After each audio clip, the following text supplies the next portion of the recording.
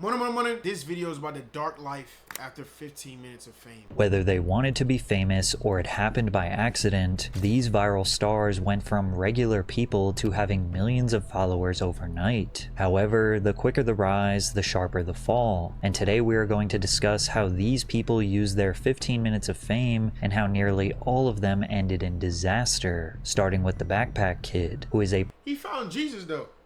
I don't know. That's a bad start, but okay, let's go. perfect example of making all of the wrong decisions during a brief stint in popularity. Before TikTok became the go-to app to share mediocre dance moves to a global audience, Mediocre guys, doggy hating. Wow. 16-year-old Russell Horning was At bored, least we know this not AI.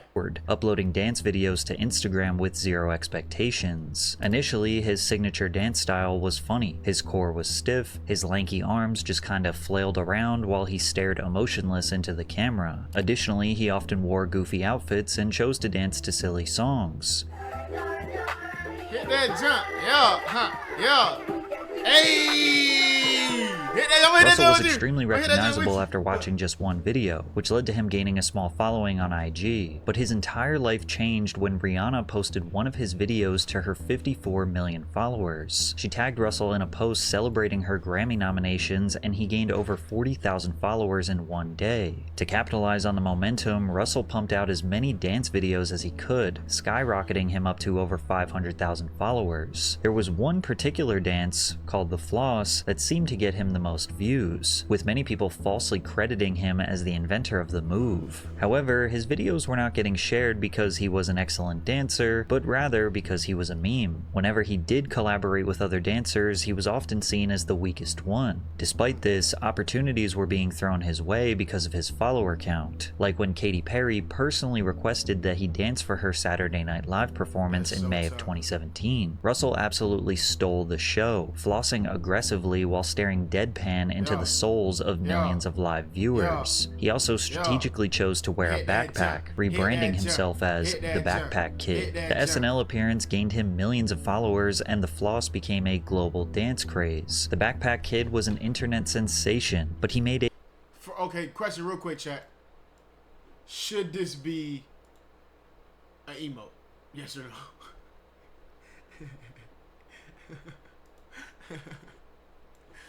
few key mistakes that ultimately led to his downfall. Firstly, Russell took every interview and press opportunity he could get. Viral stars will get thousands of dollars thrown at them just to do collaborations with media outlets, podcasters, or live entertainment companies. So what, you just getting paid to go show up at parties and shit like that? Yeah, clubs and parties and festivals and performances and stuff. So you just pop out on stage, you do the dance, everybody goes crazy.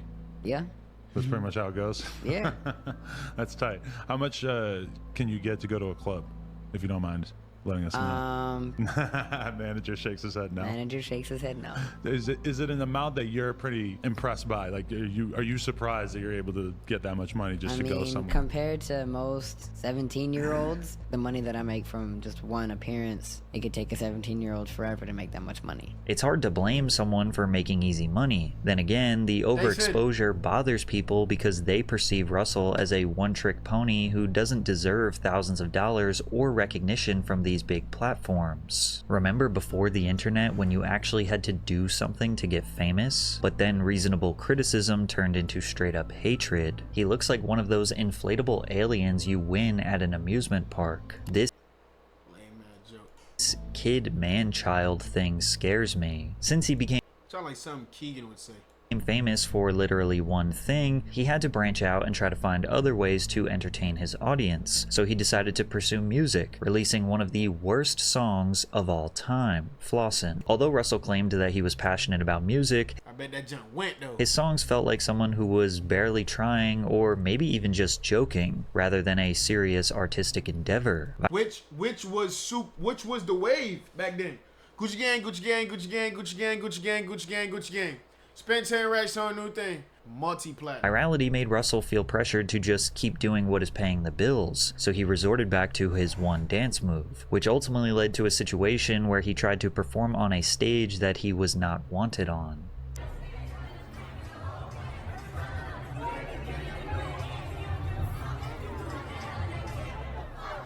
Whether it be main character syndrome or just a simple misunderstanding, his dance move lost all of its appeal, and doing it made him seem like he was desperately hanging on to his viral moment, which was made 10 times worse when he filed a lawsuit against Fortnite for putting the dance in their game. It was really my mom and my management that did the lawsuit. I'm kind of just a kid having fun in life.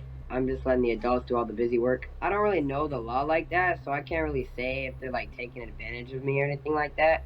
But like from a mom standpoint, like a manager standpoint, they think that they're taking advantage of me. A couple days after the lawsuit, Can't believe y'all actually trying to argue with me about Gucci Gang being so tough. That junk hit back in the day though. I ain't gonna lie.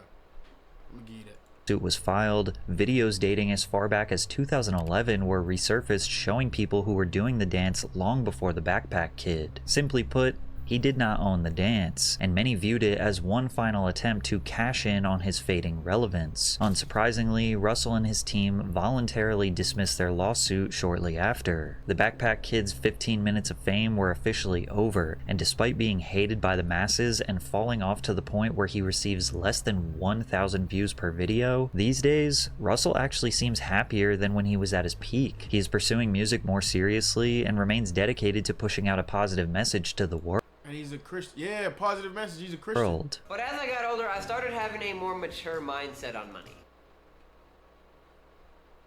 Chad, if you got an earring like that, no disrespect, no disrespect. If you got an earring like that, I need y'all to understand that you're doing life wrong, okay? And you need to stop. Thank you. I realized that it's important to choose good decisions on how to spend your money.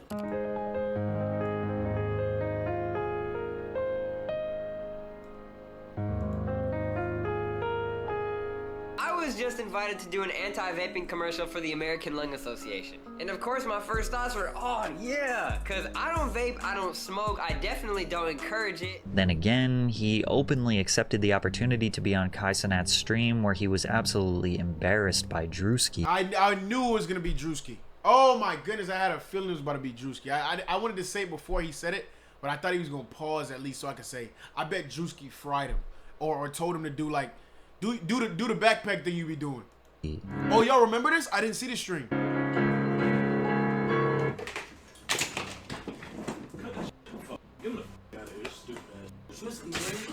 Sure, this was just a skit, but Russell was the butt of the joke once again. Becoming a viral star at age 16 is definitely difficult to manage. Maybe he was just young and misguided. However, the same justification cannot be made for Salt Bae, who is a grown man that should have known better than to be acting like a fool. In Gosh, dog, this narrator hating crazy. 2017, a video of Turkish chef Nusret Göçe went viral of him dramatically slicing steak, then sprinkling salt from his fingertips down his Yeah, Salt Bae fell off. Crazy. forearm and onto the meat. What made this so ridiculous was his dedication to making salt. And this is around the time, Chad, I was a germaphobe. Chad, I don't know how people was so enticed by this. This junk was so nasty to me. Why would I want hairy salt on my steak? Sprinkling looked like some sort of fancy artistic technique. Combine that with his handsome Johnny Depp resemblance, and the internet gave him the nickname Salt Bae. Salt Bae didn't just embrace the meme, he became it. He continued posting obnoxious videos of him caressing raw meat, dancing with raw meat, and of course his signature salting. He was shouted out by celebrities like Leonardo DiCaprio, Drake, and even cooked for the King of Jordan. The internet fame didn't just gain him followers, it launched his career as a global restaurant owner. He launched and expanded his Nusret Steakhouse empire to over 20 locations worldwide, racking up tens of millions of dollars in revenue. However, with more I feel like we don't even have viral people no more, bro. Chat, hear me out. Who do we know that goes viral? I feel like music don't even go viral no more. Supreme Patty, I do remember him. Bro, this dude, Salt Bae, viral, bro. I feel like Speed, kind of viral, but, bro, I'm talking about, like, literally everybody has seen this person, bro. Viral. That's like, oh man, bro. I don't Exposure know. comes more criticism. Many began to wonder if he was actually this mystical, passionate culinary artist, or just another guy trying to cash in on some fame. One major critique was the outrageous prices at his restaurants that had patrons feeling more scammed than served. Take the God, Salt Bay dog. Gold. Is that dollars? $198,000? Had patrons feeling more scammed than served. Take the Yo, yo, 189,000. Yo, 198,000 what, bro? Rupees? Yo, don't make me angry. Salt Bay Golden Experience, for example, where Salt Bay will personally serve you your food with a show. A single tomahawk steak costs nearly $1,000, and a burger will set you back almost $200. Now, the prices are so high because the food is covered in edible gold, which sounds fancy until you find out that the gold is worth a measly $10. Then again, rich people blowing insane amounts Narrator hating crazy. That's normal. Why would the price match the cost of goods? Duh. of money on dumb things isn't exactly shocking. If anything, it fits his brand perfectly. This is the guy who made something as simple as That junk is so nasty, bro. I never understood it. sprinkling salt look like Michelangelo chiseling the final details onto David. However, the real reason people turned on Salt Bay was much more embarrassing than a $200 burger. At the 2022 World Cup, after Argentina defeated France, Salt Bay somehow ended up on the pitch Chat, bro. I ain't dropped my vlog yet from Texas. My Texas vlog shows my reaction to the game. But chat, Messi, and I'm gonna say Messi because I'm not acknowledging his team. Messi not winning, bro, and that's Spain taking a dub, bro, made me feel a rage that I probably shouldn't have felt. And a rage that was like none other. I did not appreciate how underwhelming that game was, especially because the France versus was it England? No, France versus Norway. I think it was Mbappe and Holland. Fam, that game was unreal. They was going goal for goal, goal for goal, goal for goal. Then France hit that goal. Then Norway hit that goal. Then France hit that boom, that goal. And then they won, but gosh, dog, bro. Messi ran out of ink to write the script. All right, bro. They beat Egypt. That was not... celebrating the victory with the team. How did he even get there? Cameras caught him pulling on Messi's arm, practically forcing him into a handshake. Messi, the greatest football player of all time, clearly was just wanting to move forward, but Salt Bay Ooh, that looked bad. Chad, in some cultures, they do have a more aggressive nature, though. I truly believe he's a part of one of them cultures. It's like, come on, bro. Let's, I'm saying, let's go. We're men. Let's, you know? would not let go. Messi finally gave in and shook his That's crazy. That's crazy, though. hand just to get it over with, but Salt Bay held on tight and pulled him into a photo. You can see it all over Messi's face Jit think he number one. He think he the program. that he had no idea who this guy was or why he was even there. It was clear Salt Bay was trying to steal this big moment for himself, but it gets worse. He grabbed the World Cup trophy I like Ronald because of Georgina. What are you talking about? like he won the damn thing, and even did his signature salt sprinkling move over it. As if That's that good wasn't work. cringy enough, he was posing for pictures with in his mouth. These players dreamed and worked their whole lives for this once-in-a-lifetime moment, only for some clout chaser to steal some publicity to promote his overpriced steaks. He Gosh, responded to the dog, backlash This narrator is, I'm to my S tier hater, bro. Wow. Bro is horrendous. Oh my goodness. Dose, what's the wizard?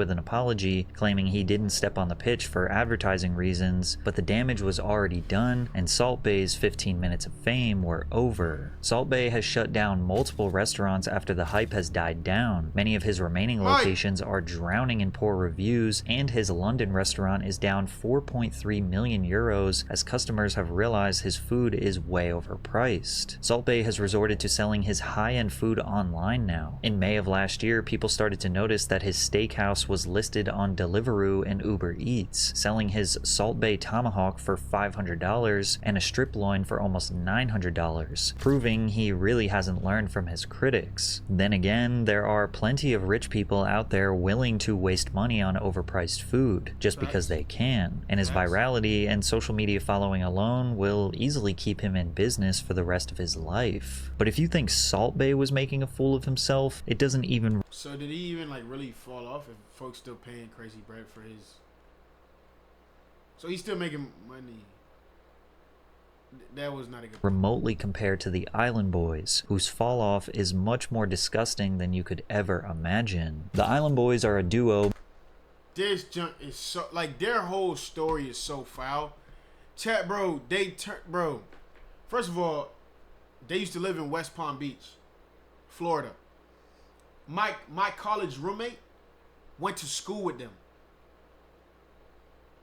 The same high school. These boys blew. I'm an island boy trying to make it. I'm an island. Fam, when you go viral, bro, you don't automatically get rich. You gotta fake some stuff until you make it, bro. They fake it till they make it, and then they lucked up. Okay. Chat, they fall off hard after being disrespectful. Well, in the clips that I saw. And I know clips isn't everything. It's literally my job. But in the clips, like clip after clip that I saw, they were usually not in the best place. Like, they were not positioned well, right? Genuinely, I think that's too obvious. I saw a video. I'll show you the video. Matter of fact, let me go look for it. I saw a video. Oh my gosh, your video looked like a clip that I would post. I saw a video, bro. The junk said, they called out Palm Beach Pete. He said, "Yo, Jeffrey." He looked back. Oh, right here. That's Palm Beach Pete. Right here. Chat, the junk blew me, chat. Oh my god. Oh my gosh, look, chat. That's Palm Beach Pete. Hold on. Jeffrey.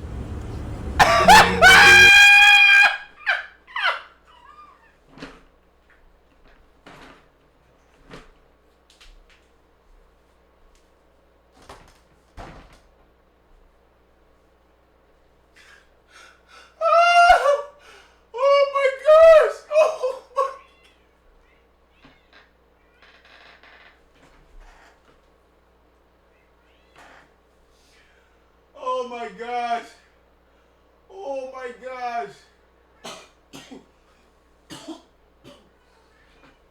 Yo, chat. What made me angry Others, Alex Fly Soldier and Frankie Kodiak Red, two aspiring Florida men covered in face tattoos who blew up overnight in 2021 after they posted a TikTok video of them freestyling in a hot tub. Oh, I'm an island boy. First mistake, grown men, hot tub, one of them, two, you know? I'm just island boy.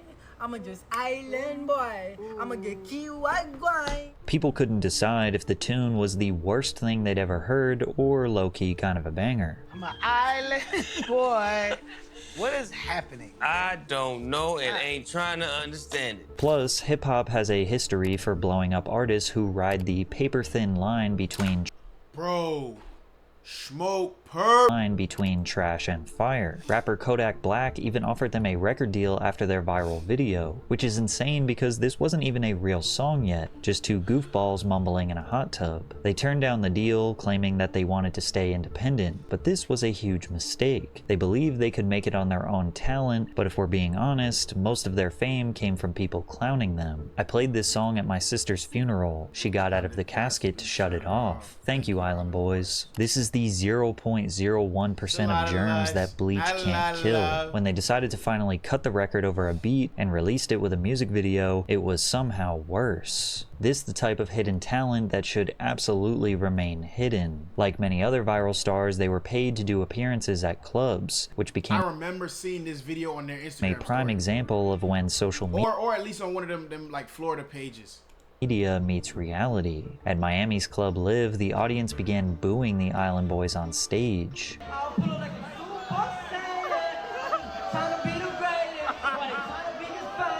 Once music fans realized the Island Boys had no capability of making That junk's so pray for them boys, man. That junk's so corny. Oh my goodness, bro. a somewhat decent song, there was really no reason to pay attention to them, and their 15 minutes of fame was about to be up. The boys needed a new way to profit from their fame, so they began selling personalized videos to fans on Cameo, which apparently was very lucrative. That junk is stupid lucrative. Chat, I did cameos. That junk is paid, bro. Especially if you got an actual following. According to their previous manager. They owe me about like $150,000. Ooh, I remember this dude. I remember this dude right here. Can I get a Huber cameo? I gotta set it up again, I think. $1,000. From what? Your percentage of the cameo money? Yeah. Is that the only money they're bringing? How you get a percentage of the cameo money? Stop being stupid, bro. That just don't even make no sense, bro. Chad, if y'all don't know how cameo money, cameo payouts work, fam, people find you on Cameo. They come to you directly for you to make a video about them having a birthday or some type of celebration or something like that, or even roast them. Chat, how would the manager, why would the manager deserve some type of cut from that? Stop being stupid, bro. Mostly, maybe a little bit on TikTok, but I mean, it's pretty much. Why would you make TikTok money as a manager, bro? That junk don't make, bro. Oh, that junk just irritated me, bro. Why would you make money from them literally turning on their cameras and doing all the work? What do you? On dry at this point. Right. How many cameos are they doing? When I was with them, they was coming in hot. They were viral. Like it was going like 2-3 hours a night straight cameos. But with them spending all of their money on designer clothes, jewelry, cars, and mansions, they needed to keep going viral to maintain this lifestyle, which almost always resulted in them making absolute fools of themselves on the internet. Yeah, she likes the way you look. She thinks you looks good.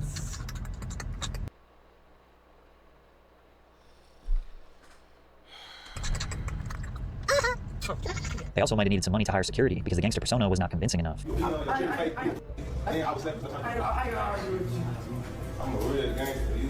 In what could only be called an unhinged move, and in hindsight, the final nail in their career's coffin, the Island Boys launched a Fansly, which is basically just an OF, and it wasn't just embarrassing, it was downright sick. The stunt. The video got them a huge amount of backlash, with many sexual, and was only meant to get a reaction claiming that they just wanted to see how effed up this world We're both straight males and kissing is not counting as a... Come on, bro. You're an idiot. is. And it turns out $100,000 in 3 months just on their NSFW content, temporarily funding Who in the world was what? their lavish lifestyle. But of course, this resulted in more public humiliation. What's going on with the shit that's with you two kissing each other and shit? Bro, shut your ass up before I break this. Dude, hey, yo, that ass, I would love to see you try that shit. Bro, what are you talking I would love to see you try that shit. Who the f are you standing up in front of? Bro, what? Oh my God! The desperate attempts to remain in the spotlight combined with a Ooh, I'm gonna be honest.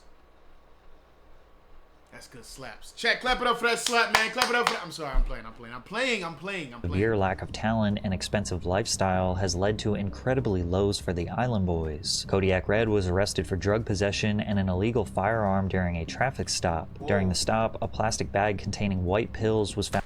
Why are you carrying around an illegal firearm? You're a good boy. Just go get her.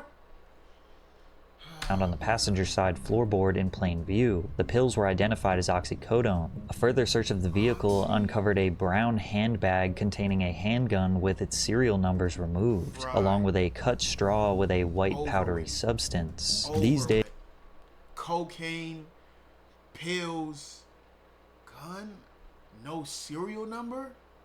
Oh my gosh, you fraud. Is they pretty much spend all of their time promoting their NSFW. Being honest, this will likely remain a consistent income stream for them, as there are definitely still a ton of people out there that are willing to pay to see they're this still doing it. I thought this was the end. Wow. type of degeneracy. But unlike the Island Boys, sometimes we actually find ourselves rooting for a viral star. We hope that they become successful after their 15 minutes are up, like the case of Mason Ramsey, who became a breakout star when a video went viral of him yodeling in the middle of Walmart in Harrisburg, Illinois. Hey, y'all remember when I was saying people ain't really go viral no more? I think he went viral. I think he went stupid viral. I think he was one of the last ones. Yeah, he went dumb viral.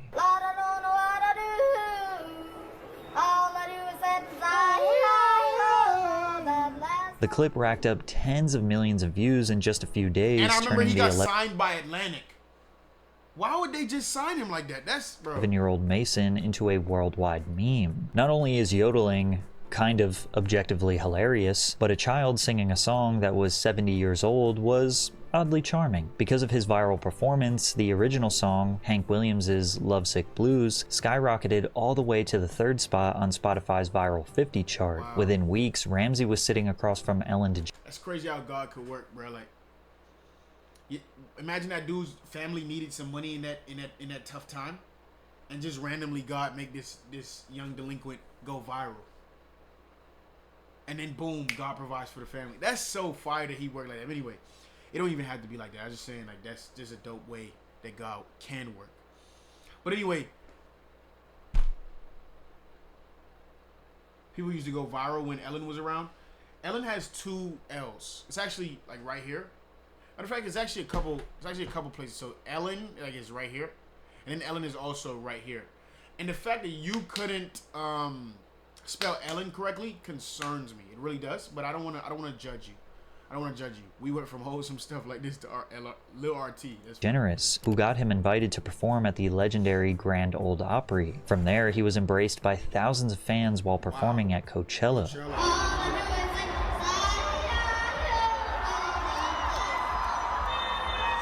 Major record labels noticed his potential, and eventually Mason would secure a deal with Atlantic Records and Big Loud. See, I told y'all, chat, he signed with Atlantic. I remember that. The minute Mason and his family walked into Big Loud, I knew we had to work with him. He is a star, but most importantly, he is a down-to-earth kid who loves country music. The Ramseys are an amazing family from a small southern Illinois town just like me. We understood them and their goals, and simply fell in love with their story and vision. Proving that he wasn't just a meme, his debut single, Famous, secured the number 4 spot on the Billboard Hot Country Songs and peaked at number 62 on the Hot 100. But viral memes naturally have an expiration date, and soon Mason Ramsey's 15 minutes of fame were over. When the pandemic hit, it forced Mason to take a step back. However, he used his time away from the spotlight as best as someone my dog grew up. Hold on now.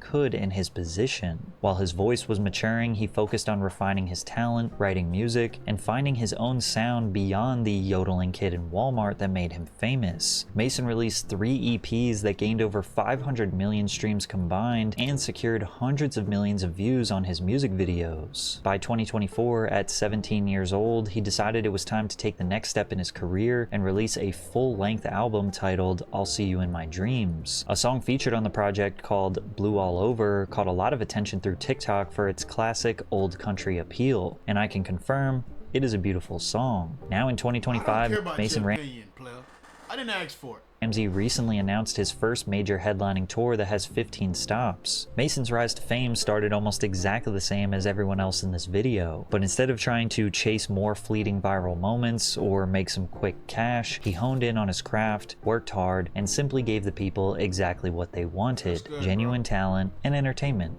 This was one of the few times social media made the right person famous. Me next! Gosh, dog. Only viral kid that didn't switch up after the fame. So while Mason worked hard and focused on genuine entertainment, Bobby Althoff seems to ignore both of those things, as many people are genuinely confused how someone who has done so little has achieved so much success. Bobby Althoff started as a mommy TikToker after the pandemic, posting about her pregnancy, marriage, and family dynamics. After posting thousands of videos over a couple of I didn't know this lady at all when she popped, bro. I'm talking about I didn't know her at all. I saw her very first podcast episode, but apparently she had a life way before podcasting. Years, she had built up a respectable 3 million followers. See? However, TikTok wasn't paying the bills and her marriage wasn't doing too well. So the wholesome family content was about to come to a screeching halt. She said, "I saw this video of a girl talking about how much she made from her podcast, and I think I mentally decided that she made at least $300,000 a year on her podcast alone. Jeez. And I was like, that's what I need to do next. I need a podcast." Her large following helped her land her first celebrity guest, Rick Glassman, who is a comedian and actor. And in the first podcast, fans got to see Bobby in a totally new light. She was seemingly a socially awkward valley girl, giving off the vibe that she didn't even want to host her own podcast. The way your eyes are looking, it seems like you're not listening. I'm listening. Do you care? No, I do care. It's just really bad when you sing. I'm not a singer. I'm just trying to Yeah. get the story across to you. Thank you. I hear it. I got it. In her second podcast, she hosted comedian Funny Marco, who had great comedic chemistry with Bobby. Funny Marco's comedy style often makes others feel uncomfortable and awkward, so the two were essentially battling it out in an interesting back and forth. That was smart. So like, who are you? Like, where'd you? Who am I? Yeah. Is that a serious question? Chad, I love moments like this where someone matches my my character, because Chad, especially when I'm in IRL streams, I'm in character. I am. I'm not gonna pretend like I'm not. Chad, let me show you.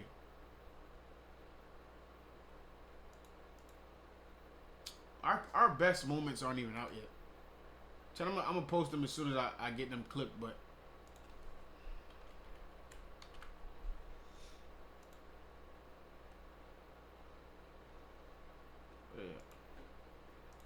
Yeah, our best moments aren't even clipped. Yeah. What was your thinking process? Okay. I don't care if my hair is healthy ever again. Like, that's what you're thinking? I swear that most people in the chat this morning said the scarf wasn't a move, but here we are.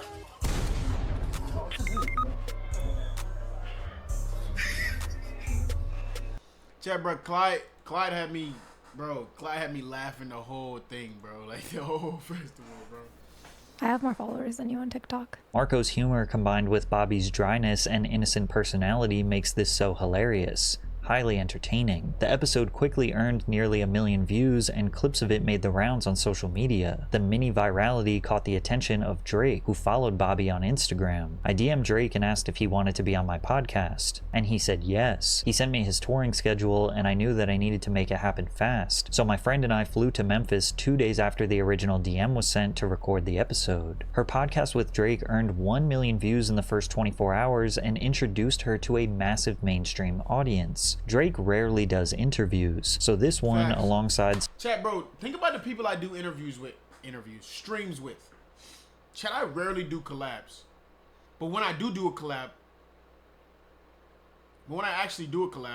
it's usually with some type of outcast. It's usually with some type of individual who don't be in the limelight often. Keon Boone, Caleb Gordon, DKG Kai. Who else? I don't know if you could count I don't know if you can count the person I was about to say, but Jag Zero. You see what I'm saying? These are the type of people I like doing streams with, because it gives them a moment to show their personality. You got to do a stream with Clyde? Absolutely. I need to immediately. You show us a side of these people that we don't get to see often. Exactly, yeah. So not only do they not do just regular talking interviews, but they definitely not showing their personality often. We get both. Yeah. Some random girl while laying in his bed made people Paris extremely Perez. curious. Am I your type? I'd do it. Wow. Thank you. I'm just saying, like, you know, I flew all the way here you did. I really do appreciate on my that. daughter's first birthday. I wasn't gonna bring that up. Mm-hmm. You missed your daughter's first birthday for To me. be Why would here. you do that? That's Dark. your fault. Regret that you'll never be able to undo. Yeah. Horrible parenting. Where's your son? Somewhere safe, and it's not his birthday. When's his birthday? What does it matter? It ain't today, honey. Don't call me honey. Clips of their awkward interactions flooded TikTok, and overnight, Bobby Althoff became a household name on social media. Why would you miss your... Chad, I just said, why would you miss your kid's birthday?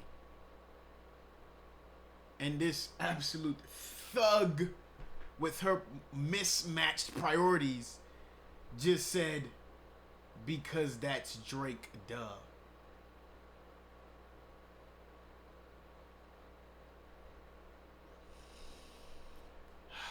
After the Drake episode, securing high-profile guests became easy. She had on Lil Yachty, Tyga, and even Mark Cuban. Her style of bored, sarcastic humor became her signature, and people seemed to love it. But just 3 weeks after the Drake interview was posted, which now had over 10 million views, it was mysteriously deleted from her page, and he unfollowed her on Instagram, sparking a ton of speculation. While fans were trying to figure out what happened, people were reminded that Bobby skipped her daughter's first birthday to interview Drake, which didn't seem to sit right with people, especially because Bobby used to be a mom-focused TikToker. When Drake calls you a horrible parent, you know you effed up. Rumors also spread that Bobby slept with Drake and divorced her husband just to do the interview, which she vehemently denied. But it is true that she divorced her husband, but the reason her and Drake's relationship soured was never revealed. So many people came to the conclusion that she was nothing more than an industry plant, basically meaning that she didn't organically earn her virality, but rather she was handpicked by people behind the scenes and artificially pushed into the spotlight, using Drake's fame as the catalyst. The main piece of evidence for this theory was that she signed to the WME Talent Agency, one of the biggest talent agencies in the United States, representing a ton of Hollywood figures, including Drake. Well, you got a great agent, and you got a great agency, and you got great guests. Regardless if the rumors were true or not, it gave even more of a reason to dislike.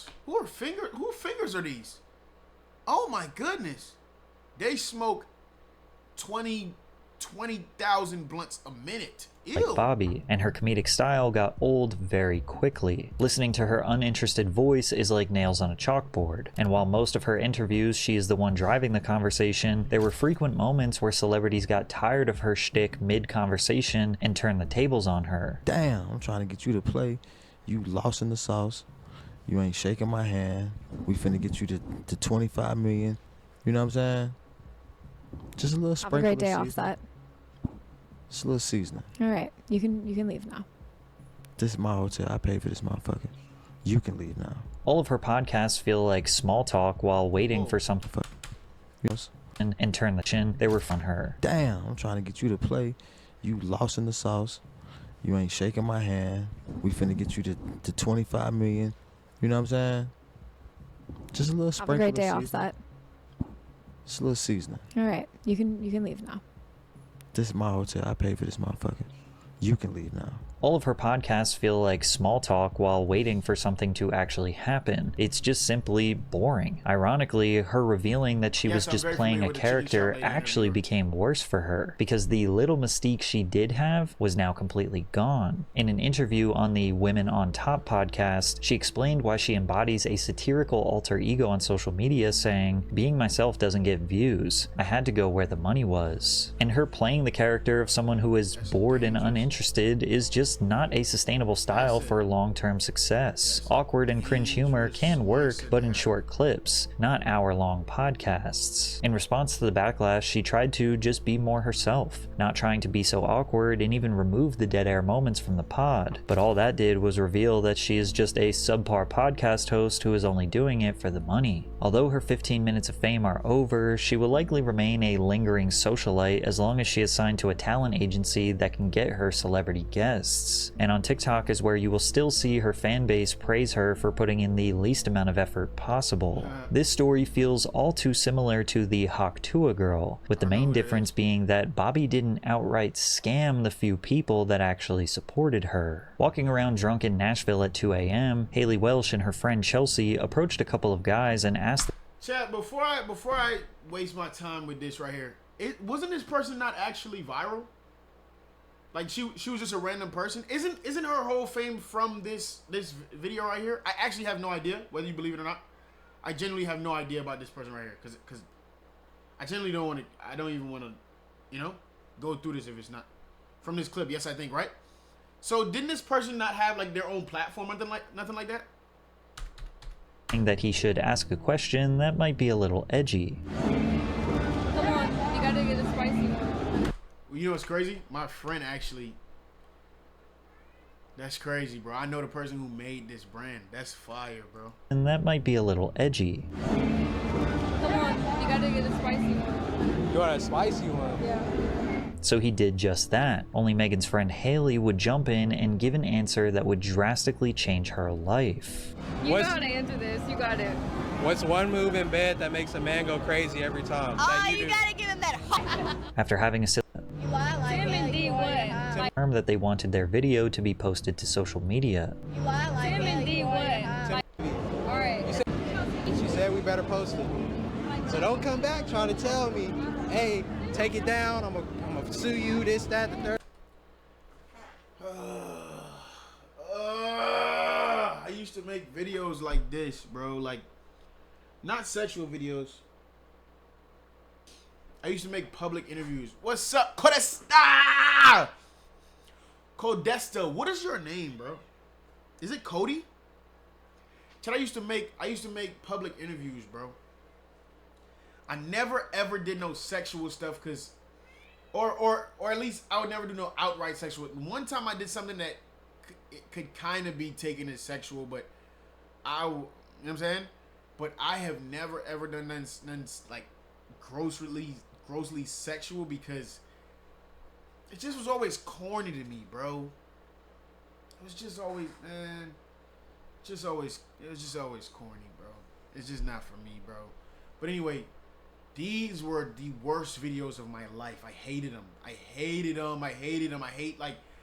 trying to make people like, I hate that my success needed to be based on other people looking crazy. I hated that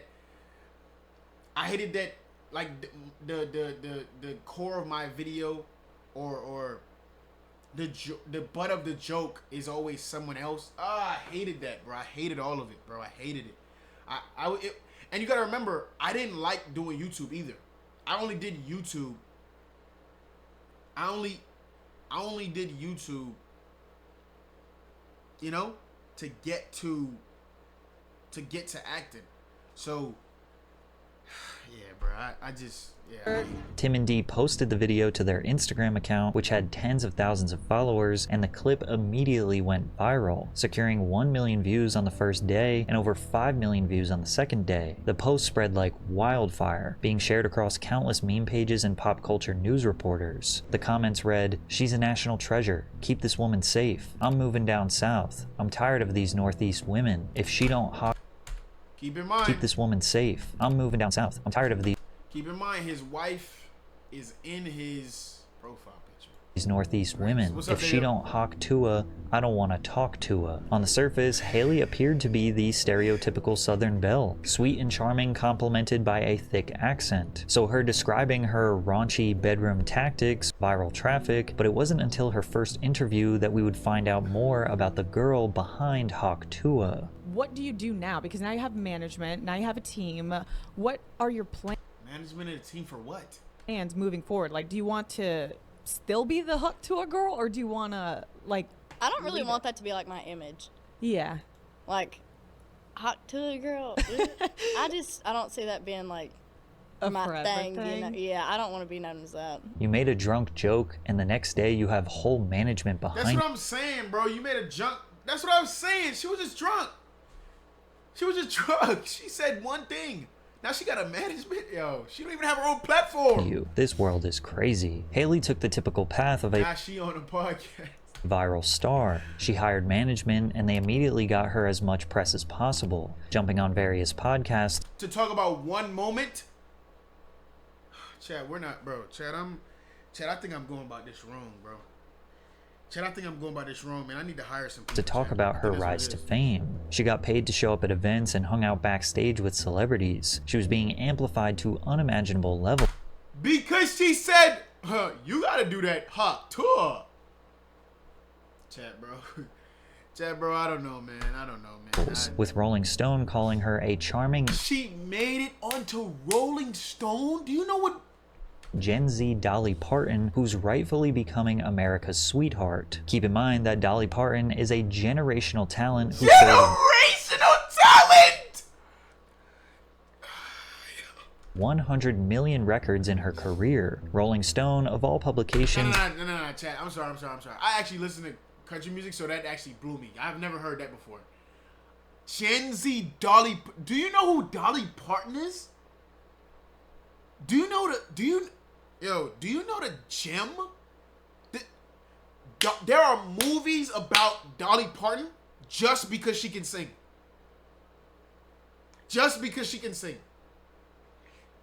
Making that comparison just shows how they will say anything for clicks. And while many people thought that Hailey would start an OF to cash in, she decided she wanted to use her fame for good. Everybody in the comments is saying how I have 15 minutes of fame, and if that's the case, then I'm going to spend it doing something good. Today, we're taking all of this down to the local animal shelter and donate. People were convinced they made the right person famous, but most viral stars struggle to earn a consistent income from their newfound fame. So in order to secure a sustainable revenue source, she launched the Talk to a Podcast. I remember seeing this. I think YouTube recommended this junk to me. Never. No. Podcast, and immediately the jokes came flooding in. Hot to. Like an emphasis on like to.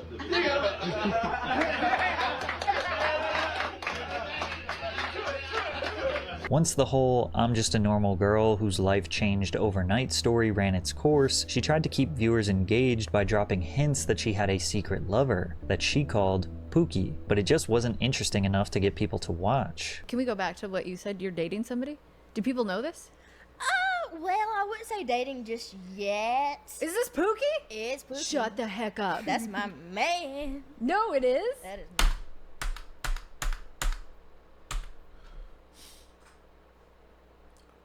I'm addicted to crack. When I get the notification there's a new episode of Talk to Her, I immediately put the pipe down. Thank you, Hailey. Breaking and changed their life. I'm convinced that the only reason why this podcast had decent viewership is because of the massive amount of jokes dedicated to making fun of watching the Talk to a Podcast. But perhaps people were being a bit harsh on Hailey. Sure, she may have been milking her 15 minutes of fame, but can you blame her? If people wanted to watch hours of her podcasts and get to know her, then so be it. It's not like she was harming anyone, right? Wrong, because Hailey would make a decision that would officially destroy her career. On December 4th, 2024, in collaboration with the Web3 platform Overhere Limited, Hailey launched her own meme coin called Hawk. The coin was marketed as a revolutionary cryptocurrency project. Within 15 minutes of its launch, it hit a $490 million market cap, but then it crashed. It was revealed that 97% of the total supply was initially controlled by just 10 people, leaving only 3% for public buyers. A total of 285 investors took part in the pre-sale, but once trading opened, 30% of them immediately dumped their entire holdings, while another 23% offloaded a portion. This sell-off tanked the... I'm sorry, bro. I don't understand that, bro. I don't understand that, bro. At first it sounded crazy. Now you talking about percentages. I don't get it. I don't know, bro. I don't know what you're saying, bro. It sounds bad, though. Oh, I'm so mad that she scammed him. But I like, come on, bro. I don't know, bro. The token's value by over 90%, while the sellers walked away with an estimated $3 million. After this, Hailey posted a statement on Twitter insisting that the team never sold the token. What? Team hasn't sold one token and not one KOL was given one free token. We try to stop snipers where we could, high fees and started on tokens. Many accused her of rug pulling, which is basically a coordinated sell-off from a small group of investors to make profits while the public loses their entire investment. In short, this was not a revolutionary cryptocurrency project. This was a way to make a quick buck off of her uneducated fans. YouTuber CoffeeZilla investigated and exposed the coin as a scam. Who makes the money on the fees? Someone just made over $1 million on fees. Who made it? First of all, the fees were there with Meteora Pools, and that goes to, yes, the creator, right? Which is who? Who is the project? Well, the project is over here, Hailey Welch, right? And how much does Hailey Welch own? This is Hailey Welch's project. So she owns all of it. Did she just make $1 million on fees on a rug? Who made the money? How much did Hailey Welch make of that $1.8 million? It's a foundation. Hey guys, I hate to interrupt you, Nick. Hello there. But anywho, I'm gonna go to bed, and I'll see you guys tomorrow. Multiple lawsuits were filed against the entities behind Hawk, including Overhere.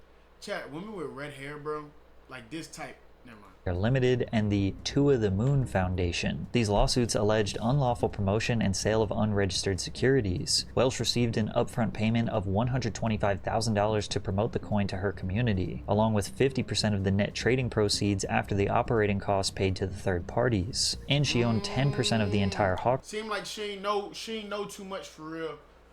They just paid her to promote it for real, and they gave her a little percentage for real, and then they plan to do another little situation. Supply, although she could not sell them for a year. Now, it is possible that Haley did not know what she was getting into. Yeah, I don't think she knew. I don't think she knew. We can stop that right there. Hey, chat, man, it's been a pleasure, man. Let me know, bro. What was your most favorite viral sensation over the last, let's say, 10 years? Now, they might be in this video, but if you know ball, pick someone who wasn't in this video.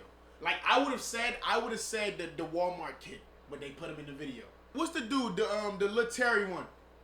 Get out the way, Lil Terry. Get out the way, Terry. Roll on, Terry. But as for right now,